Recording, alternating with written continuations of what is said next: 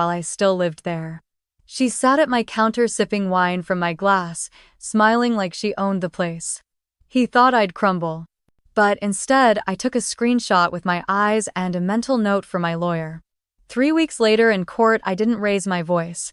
I raised a clause on page 7 and walked away with everything. I still remember the smirk on Andrew's face as he leaned back in his leather chair, one arm slung over the backrest like he was posing for a photograph of triumph. That same smug smile used to make me feel safe once. Now it curled with a cruel satisfaction that made my stomach churn.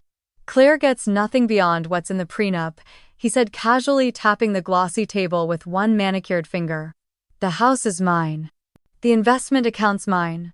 The lake house, of course. Also mine. He turned to his lawyer with a mock-innocent shrug. Isn't that right, Bill Berkowitz, a man whose entire demeanor screamed expensive litigation, nodded solemnly. That's correct, Mr. Morgan. The agreement was clear and fully executed 12 years ago. 12 years. 12 years of sitting through Andrew's business, dinners of arranging flowers to match his clients' wives' dresses, of reading and rereading his pitches while he flew first class to conferences I helped him prepare for. 12 years of we in public and you're being too emotional behind closed doors. And now I was being dismissed with the same ease he used to cancel lunch meetings. I sat motionless beside Dana Sinclair, my attorney, whose face was composed like marble. She didn't flinch. Not when Andrew laughed, not when Berkowitz called the prenup airtight, not when they both acted as if I were a minor character in the story of Andrew's life. And what exactly does Claire get? Dana asked, her voice calm and surgical. Andrew chuckled. Her personal belongings. The Honda. It's all in the prenup she signed the week before the wedding. Standard stuff. She should have read the fine print. He smirked again. But she was too in love to bother. I flinched at that. Not just the words, but the way he said love like it was a joke. A tool. A trick I'd fallen for. Dana placed a firm hand on my forearm beneath the table. We'd like a brief recess, she said to the mediator, who nodded and gestured toward a small breakout room. Inside, I collapsed into the chair, adrenaline giving way to humiliation. He's right, I whispered. I signed it. I was 23 and stupid, and I trusted him. Dana didn't respond immediately. She opened her sleek black leather portfolio and slid a document onto the table between us. I recognized the first page instantly. The prenuptial agreement. The one I'd never seen again after our wedding week. The one Andrew always said was just a formality. I thought you didn't have a copy, I said. You told me you didn't. So I requested it through court discovery. I've been reviewing it. I let out a breath I didn't realize I'd been holding. It's solid, isn't it? I'm screwed. Dana shook her head, a glimmer of something unreadable in her eyes. She flipped to a specific page, tapping her fingernail on a paragraph halfway down. Number Andrew is. I leaned forward, my eyes scanning the tiny print. Section 16B. In the event that the marriage persists beyond a continuous 10-year period, this agreement shall be rendered null and void. All marital assets acquired during said period shall be subject to equitable distribution under current state law. The words swam in front of me. Wait, I said. What does that mean? Dana smiled, small and sharp. It means the prenup expired 2 years ago. I stared at her. But he doesn't know. Clearly not, she said. And given how aggressively he's pushing that document, he probably never read it in full. Especially not page 7. My heartbeat quickened. His lawyer didn't catch it either. Berkowitz is new. You said Andrew fired the original firm a while back. This clause. It was part of their standard boilerplate for high-value prenups. Most clients insist it be removed. Andrew didn't. I sat back in my chair, disoriented. He's been moving money around. Hiding things. Acting like he's invincible. Dana nodded. And that arrogance. That's what's going to break him. There was a long silence between us. The walls of the room were thin. I could hear Andrew's voice outside laughing about something on his phone. I could tell him, I said. Dana raised an eyebrow. You could. I could watch his face change. You could, she repeated. Or, you could wait. Let him keep underestimating you. Let him build his whole case around that expired clause. And then when it matters most, drop page 7 like a grenade. The image flashed vividly in my mind. Andrew in court, certain of his control of his narrative, then hearing that everything he thought protected him had already crumbled, and that I'd known all along. I swallowed hard. Let's wait. Dana nodded approvingly. You're stronger than you think. For the first time in months, I believed her. Back at home, the silence felt louder than Andrew's voice had ever been. I stood in the kitchen, my fingers lightly brushing over the marble countertop I had chosen 3 years ago. Veined stone that reminded me of waves of the beach house from my childhood, of something calm and mine. Of course, Andrew had complained about the cost. He always did, until someone else admired it. Then suddenly it had been his idea.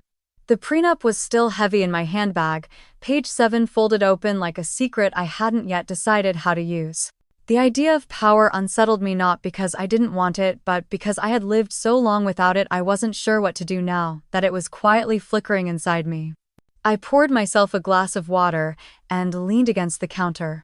My mind drifted uninvited to 12 years earlier. Asterisk. I was 23 when I met Andrew Morgan. I'd just finished my master's degree in architectural history, and he was already wearing tailored suits and talking about real estate as legacy. He made me feel seen in ways that at the time felt extraordinary. Now I recognize them for what they were: calculated, effective, dangerous. He proposed after 6 months at a vineyard in Sonoma. There were violins, fire pits. He toasted to our empire. The prenup was delivered by a courier 2 weeks before the wedding. I remember holding the envelope sealed in gold foil, thinking it felt more like an invitation than a contract. I know it's boring legal stuff, Andrew had said, with a smile, brushing my hair behind my ear. My firm recommends it. Just a formality, I promise. You'll be taken care of no matter what. I signed it 2 days later, barefoot on the balcony of his condo, wearing his shirt and sipping white wine. I hadn't even read past page 2. My parents were concerned, but Andrew charmed them with confidence and catered dinners. My best friend Sophie had asked if I wanted a lawyer to look it over, and I'd laughed. It's not like we're strangers, I'd said. This isn't a business deal, it's love. I had no idea how easily those two things could become indistinguishable when one person holds all the cards. Asterisk. Over time, Andrew rewrote the rules of our marriage without saying a word. It started with the budget. Let me take care of the bills, he said. You focus on your projects. My consulting work at the museum slowly became part-time, then freelance, then a hobby. He was always so polite about it. They don't pay you what you're worth, he'd say. Let me handle things until something better comes along. He started screening my calendar. Do you really want to have dinner with Sophie again? She's a bit of a downer. He'd forward me articles about energy vampires and curating your circle. Eventually, I stopped texting her back. He was never violent, never raised his voice. But he knew how to erase me gently, how to make it seem like I had chosen to disappear. I gave up a director-level offer at the museum 3 years ago because he just launched a new fund and said we'd be traveling too much. We should be fluid, Claire. You and me, nimble. Ready to move. What he meant was you should be available when I need you. And invisible when I don't. The day I found out he wanted a divorce, he'd said it over grilled halibut. This just isn't working for me anymore. No anger. No regret. Just a shift in strategy. Like a stock he no longer believed in. Asterisk. Now here I was 12 years older, infinitely wiser, and holding a weapon Andrew didn't know existed. My phone buzzed. A calendar reminder: dinner with Caldwells. I smirked. I'd been the one to introduce Andrew to them. Camille Caldwell once told me I had a rare sense of spatial warmth. Andrew had translated that to mean she's good with couches. I was rinsing my glass when I heard it: a laugh. A female laugh. Then Andrew's voice. This Bordeaux is insane. I forgot how much I loved it. I froze. For a moment, I thought I'd imagined it. But then came another giggle, higher-pitched, breathy. Number he wouldn't. I walked quietly down the hallway, each footstep measured. My heartbeat thundered in my ears. As I turned the corner into the kitchen, I saw her, Megan. Perched on one of the bar stools, glass of wine in hand, glossy, blonde hair falling in soft waves over her shoulders. She wore a pale pink blouse, slightly sheer, and her nails were the same shade as the rosé in her glass. Andrew was pouring wine into a decanter, completely at home. My wine, my decanter, my kitchen. He looked up and flinched slightly. "Claire," he said, voice stiffening. "I didn't think you'd be back so soon." "No," I said, walking slowly into the room. "Clearly." Megan's eyes widened. "Mrs.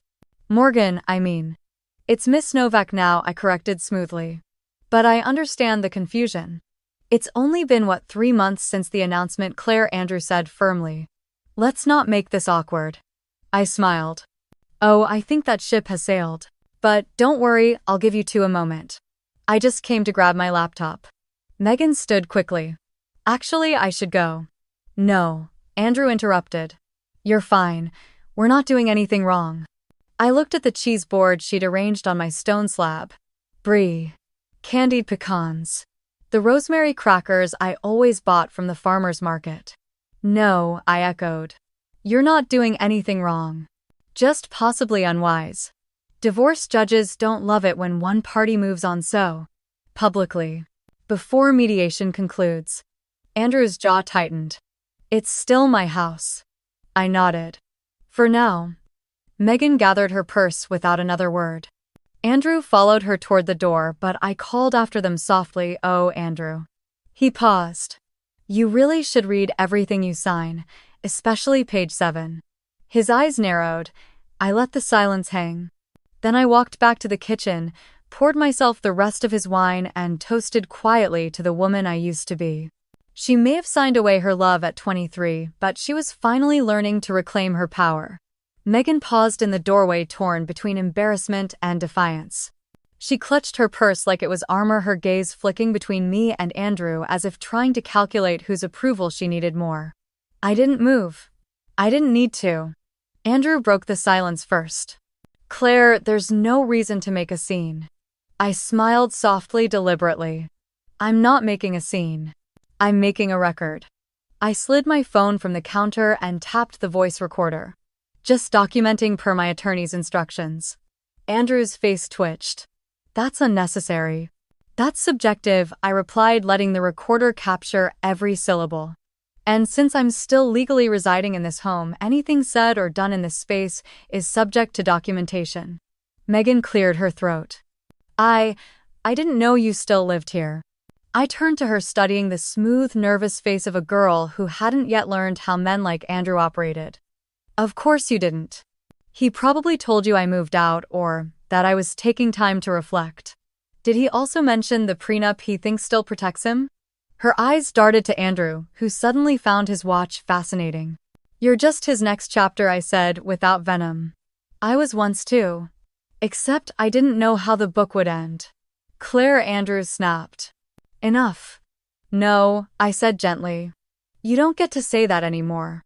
Megan took a step back. "I'll wait in the car." "No need," I said. "I'll be out shortly. I just have a few things to log before leaving you two to your co-working session." She left quickly. The front door clicked behind her like a punctuation mark. Andrew stared at me, jaw tight. "You're turning this into a war." "No," I corrected. "You declared war. I'm simply not surrendering." He laughed, once a short, bitter sound. "You think you can beat me?" I didn't answer. Instead, I calmly picked up my pen and legal pad from the side table and began to write. The 11th of April. 5:17 p.m. Observed Andrew Morgan hosting Megan Campbell in the marital home. Wine consumed. Physical contact observed, hand on back. Remarks made indicating cohabitation and disregard for current negotiation process. "What are you doing?" he asked, incredulous. "Following protocol," I replied. "Every detail matters now." His smirk faltered. For the first time, I saw a flicker of doubt behind his eyes. "Don't worry," I added. "It's not about revenge, it's about leverage." He walked out without another word, slamming the door behind him like a closing gavel. Asterisk, asterisk. I sat in the stillness of the kitchen, heart racing, but not from fear. From clarity. And from something else I hadn't felt in months. Purpose. Asterisk. Asterisk. Later that evening, I found myself at the Velvet Room, a quiet corner cafe nestled between the museum and the old theater. The kind of place where time slows down and no one asks personal questions. I'd called her after leaving the house, not Dana, not Margaret. Someone I hadn't spoken to in over a year but who had once long ago pulled me back from a very different kind of edge, Evelyn Carter. She arrived 10 minutes after I did, elegant in a charcoal blazer and flat shoes that somehow still made her look commanding. Evelyn had been my thesis advisor during grad school and later a mentor when I'd first joined the museum's board. She had survived a very public divorce from a media executive, one that left her reputation in tatters and her bank account even worse. Now she chaired 2 arts foundations and consulted for private collectors around the country. "Claire," she said, warmly embracing me. "When I saw your name on my phone, I knew he'd finally gone too far." I laughed, the first real laugh in days. "You always did have witchy intuition." We ordered tea and chocolate cake, and I recounted everything. Page 7. Megan in my kitchen. Andrew's arrogance, the quiet satisfaction of documenting my own narrative. Evelyn listened without interrupting, her hands folded like she was praying. When I finished, she reached across the table and covered mine. "You're doing better than I was at this stage," she said. "When Charles left me, I burned every photo of our wedding and cut my hair with garden scissors." I smiled. "I thought about keying his car." "Please. Be more creative than that." She leaned back, eyes narrowing thoughtfully. "Claire, let me tell you something most women don't hear enough when they're in your position." I nodded, ready. "We don't get justice by being loud. Or by begging. Or by falling apart in front of them. We get justice by rising." She stirred her tea. "You want to devastate a man like Andrew? Don't cry. Don't scream. Just succeed." Her words struck something deep and electric in me. Like steel being forged. "Is that how you did it?" She smiled, slow and dangerous. "I didn't just survive Charles. I buried him in my rearview mirror. Now he sends me emails asking for job referrals." We both laughed. "I don't want revenge," I said. "Not really." "Of course you do. But you're smart enough to know it doesn't have to look like revenge. It just has to feel like freedom." I took a sip of tea, letting the heat ground me. "She's young," I said after a pause. "Megan. 26 maybe." "She's not your concern," Evelyn said. "Focus on you. Let him self-destruct. And if he doesn't, then you win by becoming untouchable." I sat in silence for a long moment, absorbing her words. Then I opened my phone and made a list. To-do: document every financial interaction. Schedule strategy session with Dana. Finish museum onboarding paperwork. Follow up on Franklin Theater project. Change locks. Emotionally, if not literally. That night, back in my room, I stood by the window as the city flickered beyond. I didn't cry, I didn't scream. I pressed record and dictated everything Andrew had said that day. Every word. Every glance. Every implication. Not to hold on to it, but to let it go in a way that mattered. This wasn't just about a prenup anymore. This was about becoming someone no contract could ever contain. The museum smelled the same. Polished wood floors filtered light through tall windows, and that faint, almost reverent scent of old paper and preserved canvas. A stillness lived here that I hadn't realized. I missed, a kind of silence that wasn't empty but full. Full of memory, of thought, of meaning. I hadn't stepped foot in the Jefferson Museum of Cultural History since I'd quietly resigned 5 years earlier at Andrew's suggestion, no, at his insistence. "It's not a real job," he'd said gently over brunch one Sunday. "You don't need the paycheck. We need someone managing the house, the dinner events. It's not sustainable for both of us to be so busy." So I let it go back then. My curating. My career. My colleagues. Myself. Until now. "Claire," I turned and saw Margaret Levin's head curator approaching with open arms and a smile I hadn't realized I needed. "You look like someone who just walked back into their life," she said, embracing me tightly. "I think I did," I whispered. She pulled back and studied me, her eyes sharp as ever. "Evelyn called. Said, you're ready to come back." I nodded. I'm not just ready, I'm starving for it. Asterisk, asterisk. The meeting took place in a sunlit conference room with floor-to-ceiling shelves lined with books on art restoration, preservation law, and museum curation theory. I sat between Margaret and Evelyn while the museum board reviewed my credentials, most of which were quietly accumulated before I disappeared into Andrew's shadow. I expected questions. Pushback. Bureaucracy.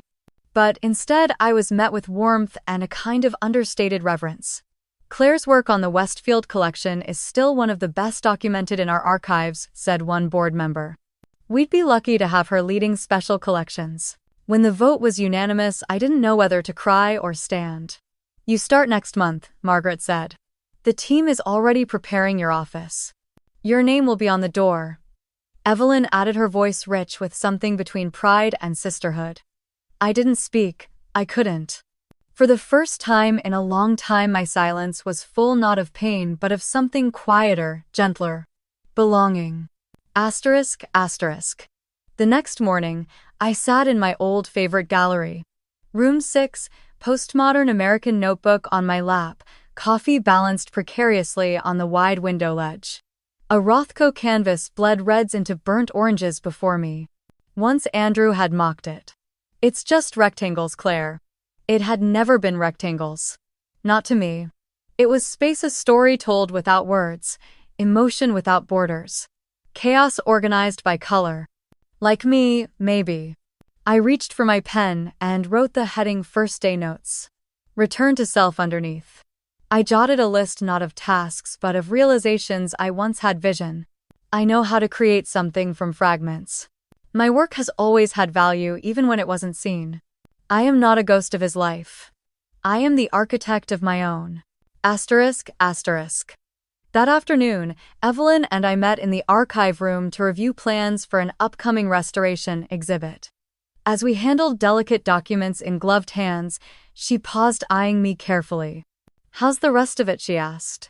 The divorce circus still ongoing, I said. But it feels quieter now. Inside me, I mean, she smiled knowingly. That's what happens when you start living your own story again.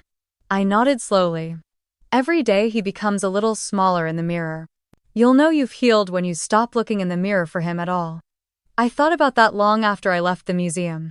That evening in my temporary apartment surrounded by cardboard boxes and half-hung curtains, I stood in front of the bathroom mirror. Not looking for Andrew. Not even looking for the woman he used to see. Just me. Hair slightly disheveled, a smudge of graphite on my cheek from scribbling gallery plans, soft lines forming near my eyes from days of quiet reflection. I smiled. Not because anything was finished, but because something was beginning. The restaurant was small, elegant, and tucked into a quiet street in Beacon Hill, the kind of place where real decisions happened behind candlelight and linen napkins. Claire had chosen it carefully. The same way she used to help Andrew choose everything from his ties to his talking points before meetings like this. But this time the table was hers. The evening was hers. The narrative was hers. Claire Camille Whitman greeted her first, sweeping in with a warmth that made the dim lighting feel unnecessary. Behind her came Alexander, slower but just as genuine, his smile unfeigned.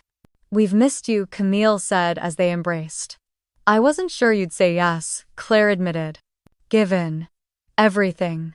Oh, don't be silly, Camille said, waving her hand. When your name popped up on my phone, I told Alexander. Finally, the one with taste is back in touch.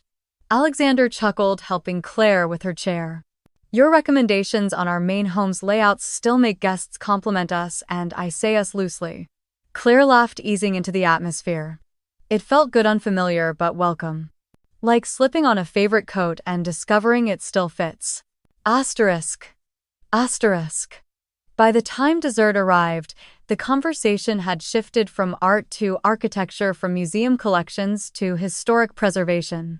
Claire listened as Camille described a derelict theater they had purchased, the Franklin and Art Deco treasure slated for demolition, before they intervened.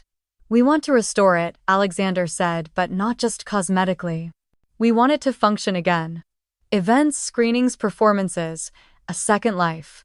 And we need someone, Camille added, eyes glinting with an eye for preservation but also people.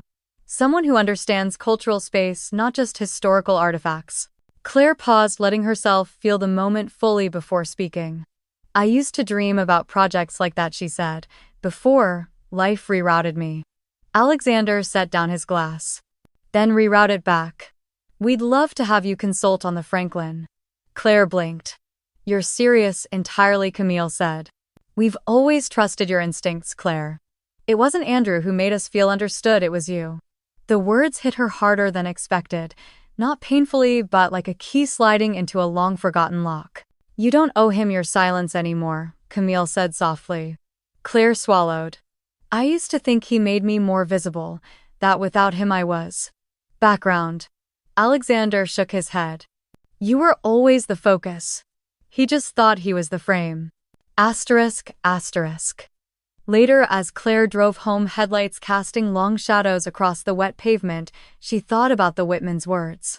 About how Andrew had always behaved as if he owned his relationships, clients, friends, even Claire herself. As if proximity to him was a kind of favor.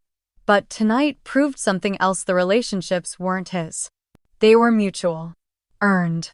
And many had been held together by Claire's emotional labor, her attention to detail, her warmth. Not his name on the firm. Hers on the invitations. Asterisk, asterisk. The next morning Claire was packing her notes on the Franklin project when her phone buzzed. Unknown number, she answered cautiously. Claire. It was Andrew. His voice was clipped, businesslike. I ran into the Whitmans this morning. They mentioned dinner. Of course they had. Claire said nothing. They didn't know we were separating, he added after a pause, like fishing for an explanation. I didn't think it was relevant, Claire replied calmly. We were talking about a preservation project. They've asked me to consult. Silence. Then, with forced lightness, that's generous of them. No, she said. It's professional. And earned. She could hear him trying to recalibrate, trying to figure out if she was bluffing. When he spoke again, the veneer of control was back. Well, just be careful how you present yourself. They're still my clients. That old familiar tone, possession disguised as advice. But this time Claire didn't flinch. They're not your clients, Andrew, she said. They're people, and they chose to work with me. She hung up before he could reply. Then she turned back to her desk and scribbled at the top of her notebook, theater project opening night for me. Dana slid the folder across the mahogany table with a precision Claire had come to recognize as her signature. This, she said, her voice cool and crisp, is our response. They were seated in the private conference room at Lockhart and Sloan, Dana's firm. Light filtered through a frosted glass wall, softening the edges of the confrontation to come. Across the table sat Berkowitz, Andrew's attorney, immaculate suit, watch gleaming, and beside him, Andrew himself, back straight, jaw set, and phone screen tilted just enough for everyone to notice he wasn't looking at it. Claire didn't meet his eyes yet. Berkowitz opened the file, adjusted his glasses, and began flipping through the counter-proposal. Claire watched his fingers, slow, deliberate, then faster. Flip. Flip. A pause. A brow lifted. This is quite comprehensive, he said. Dana said nothing, her silence sharp as steel. Andrew scoffed, the sound loud in the quiet room. Let me guess, she wants the house, the lake cottage, and my investment accounts. No, Dana replied. She wants equity, which includes a portion of the marital assets she helped build. Andrew turned to Claire, eyebrows raised. Helped build, he echoed. Claire, you threw some dinner parties and remembered people's birthdays. I built everything else. Claire finally looked at him, steady, unwavering. You built numbers, she said. I built trust. You closed deals. I opened doors. You brought in capital. I made people stay. That's not quantifiable, Andrew snapped. This is about dollars and percentages. Not vibes. Berkowitz visibly tensed beside him, but said nothing. Claire reached for a document. Dana had prepared a timeline of her contributions over 12 years. It listed her curated interior redesign of the Beacon Hill house featured in New England Design Quarterly, her strategic hosting of the Whitmans leading to a 5-year investment deal, Her recommendation of a junior analyst Andrew eventually made partner who doubled the firm's small-cap portfolio. All of this, she said, sliding the timeline toward Berkowitz, was unpaid labor. Emotional labor. Invisible work, but it was work. Andrew rolled his eyes. You didn't even have a real job. You had hobbies. Interests. You didn't put in the hours I did. No, Claire replied quietly. I put in the hours that let you pretend your world was effortless. I designed it that way. His jaw tightened. You're really going to throw this all away for a few dollars more? I'm not throwing anything away, Claire said. I'm taking back what I earned. Asterisk, asterisk. After the meeting, Dana and Claire walked the length of Commonwealth Avenue in near silence. Claire's heels clicked against the old brick's rhythm, steady heart steadier. He sees you as decoration, Dana finally said. And like all men who mistake women's grace for emptiness, he's terrified now that the vase has teeth. Claire gave a small laugh. He'll say, I'm being vindictive. Let him. The law doesn't care about his feelings, only the facts. They stopped beneath a line of trees, leaves just beginning to show their golden tips. You handled that with restraint, Dana added. I would have slapped him. Claire stared ahead, voice quiet. If I scream, I give him proof that I'm irrational. If I cry, I give him proof that I'm weak.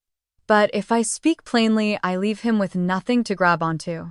Dana smiled, not with warmth but with respect. You've learned. Claire nodded. From the best. Asterisk. Asterisk. That night alone in her apartment, Claire lit a candle not for ambiance but ritual. She sat at her small desk and opened her journal, writing across the top of the page. He made the money. I made the man they trusted to hold it. Underneath she drew a line. Below that, and now I'll make something of my own. Claire stared at the subject line in her inbox. RE, final response to counteroffer. Davenport divorce.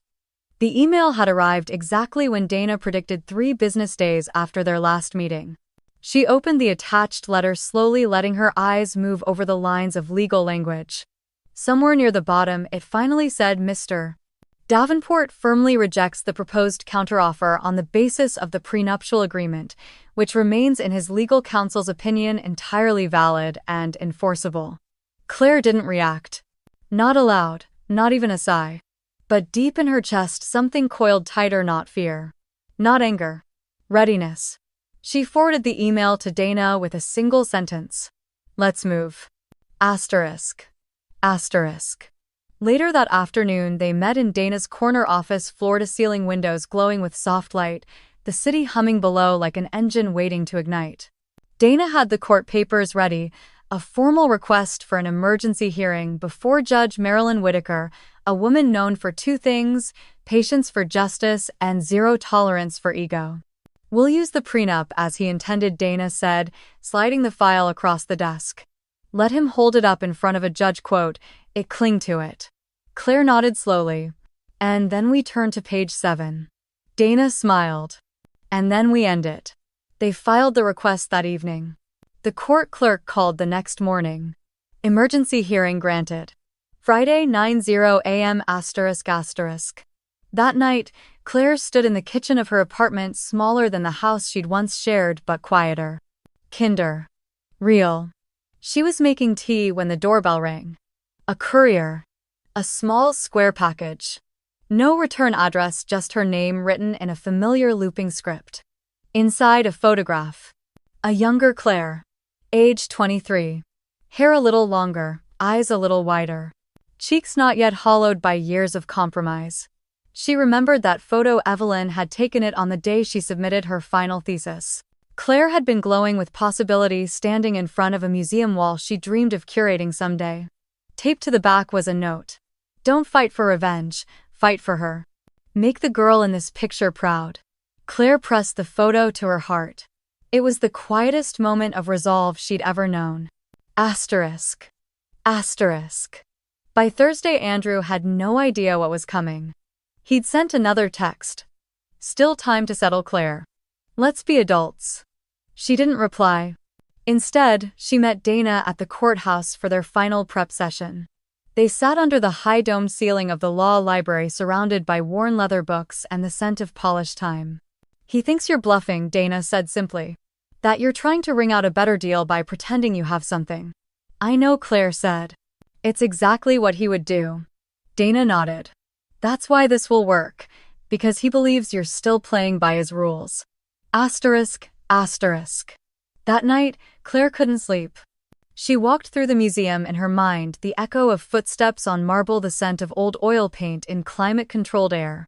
Then she thought of Franklin Theater, the project waiting for her beyond all this. And somewhere between those two places, one old one knew she found peace. Not because she knew she'd win, but because for once she was playing her own game. And tomorrow morning page 7 would speak for itself. The morning sun barely touched the horizon when Claire stepped out of the cab in front of the Boston Superior Courthouse. She wore a deep navy suit, tailored, clean, unapologetic. Her hair was pulled back, her heels steady. No dramatic makeup. No armor, except for the steadiness in her eyes. Dana was already waiting at the steps, a portfolio under one arm, her expression sharp as a blade freshly whetted. "You ready?" she asked, without fanfare. Claire nodded. "I've never been more." Asterisk. Asterisk. The courtroom was smaller than Claire had imagined, intimate in a way that made every breath, every rustle of paper feel amplified. The walls were lined with wood panels, and at the front, Judge Marilyn Whitaker sat already reviewing files, silver-haired, no-nonsense, and known for cutting through posturing like a surgeon. Andrew arrived 3 minutes late. His navy suit screamed money. His smirk screamed certainty. Claire noticed he didn't make eye contact. Just a glance. Then he leaned toward Berkowitz and whispered something, both of them chuckling softly. "Let them laugh," she thought. Asterisk. Asterisk. Judge Whitaker adjusted her glasses. "This is a special emergency hearing regarding the matter of Davenport v. Davenport. Miss Lockhart, you may proceed." Dana rose with the grace of someone who knew exactly how to pierce without ever raising her voice. "Your Honor," she began, "we're here to address a provision within the prenuptial agreement that has direct bearing on the validity of that document. A provision that has been overlooked in prior discussions and legal responses." Berkowitz scoffed. "If counsel is referring to a clerical nuance, I'd remind the court that the prenuptial agreement was reviewed thoroughly." Dana raised a hand and approached the bench. Page 7, paragraph 16b, "Your Honor." Highlighted. She handed up 3 copies, one for the judge, one for Berkowitz, one for the record. Claire watched as Judge Whitaker's eyes moved across the page. Her brows lifted slightly, not in surprise, but recognition. Then silence. A heavy, pregnant silence. Finally, she spoke. "In the event that the marriage shall persist for a continuous period exceeding 10 years," she read aloud, her voice even but cold, "this agreement shall be deemed null and void in its entirety, and all marital assets shall henceforth be subject to equitable distribution under Massachusetts law." The air in the room shifted. Berkowitz blinked. "Your Honor, this language. This clause is highly unusual." "But not illegal," the judge interrupted. "Nor is it ambiguous." Andrew leaned forward, frowning. "Wait, what does that mean?" "That can't be." "It means," Dana said quietly, "that your prenup expired 2 years ago.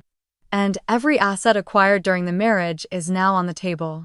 Andrew turned to Berkowitz, who was rapidly flipping back and forth through the agreement, pale and visibly sweating. "You didn't catch this," Andrew hissed. This wasn't in the original draft," Berkowitz stammered. Dana stepped in again, tone neutral but firm. "Your Honor, both parties initialed each page of the document, including page 7. There's no evidence of tampering, and the formatting matches the entire document. The clause is valid. The timing is verifiable. The intent is clear." Claire remained seated, hands folded in her lap. She didn't need to speak. Page 7 was speaking for her. Asterisk. Asterisk. Judge Whitaker looked directly at Andrew now. "Mr. Davenport, are you suggesting that the document you've cited repeatedly as the basis for denying your spouse a fair settlement is valid only in part?" Andrew opened his mouth, then closed it. For the first time in 12 years, Claire saw something unfamiliar in his eyes: uncertainty. And beneath it, fear. "This is not what I agreed to," he muttered. "But it is what you signed," Judge Whitaker said. "Which you've confirmed in writing multiple times in recent filings. The court finds that the prenuptial agreement is no longer in force and will proceed under Massachusetts law regarding equitable division of assets." She gavelled once, sharp and final. "This matter is now in active negotiation. You are dismissed." Just like that, it was done. Asterisk, asterisk. Claire rose slowly. The courtroom emptied around her. Dana touched her elbow briefly, a silent gesture of respect. Across the room, Andrew remained seated, staring at the document like it had betrayed him personally. When he finally looked up, their eyes met. There was no rage in his expression. No righteous indignation. Just disbelief. And the dawning understanding that he had lost. Claire turned and walked out, head high, spine straight, heart free. For the first time in years, she wasn't trying to manage a man's emotions, salvage his ego, or protect his legacy. She was her own person. And outside the city didn't know, but the air felt different. Like something had been returned to its rightful owner. The house was no longer hers legally, emotionally, or otherwise. Claire had signed the final documents that week, walking out with her head held high and a future firmly in her own hands. She now lived in a modest apartment nestled above a quiet bookstore. It had creaky floors, crooked windows, and morning light that pooled across her desk like warm tea. But more than anything, it had silence. A silence she didn't have to fill. Asterisk. Asterisk. Each morning she walked to the museum. Her new office, director of special collections, smelled of old paper and stories waiting to be retold. She curated exhibits, negotiated acquisitions, and trained younger archivists who reminded her of herself once before the detours.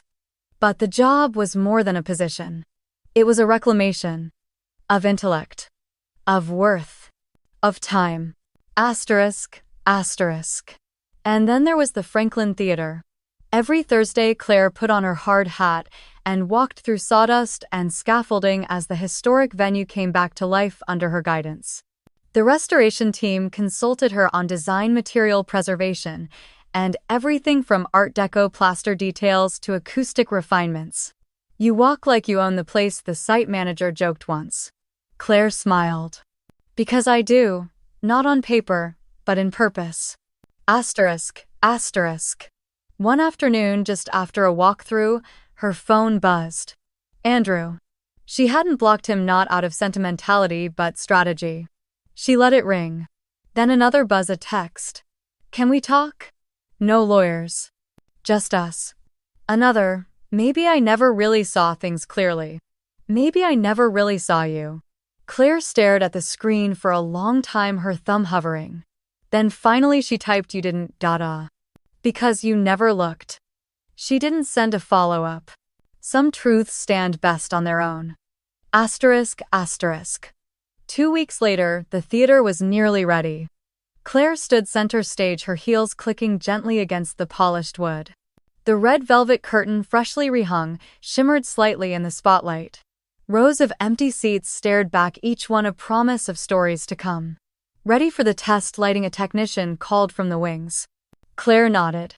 The curtain began to rise. Not with drama, but with dignity. And as the golden stage light spilled across her, she saw her reflection in the blank screen above the proscenium, not as Andrew's wife, not as someone's past, but as a woman reborn. Asterisk. Asterisk. She closed her eyes for a moment, breathing in the dust and varnish and possibility. 12 years ago, she had signed away her power with a pen. Now she reclaimed it, not with vengeance, but with vision. Asterisk. Asterisk. The lights dimmed, the curtain settled into place. And somewhere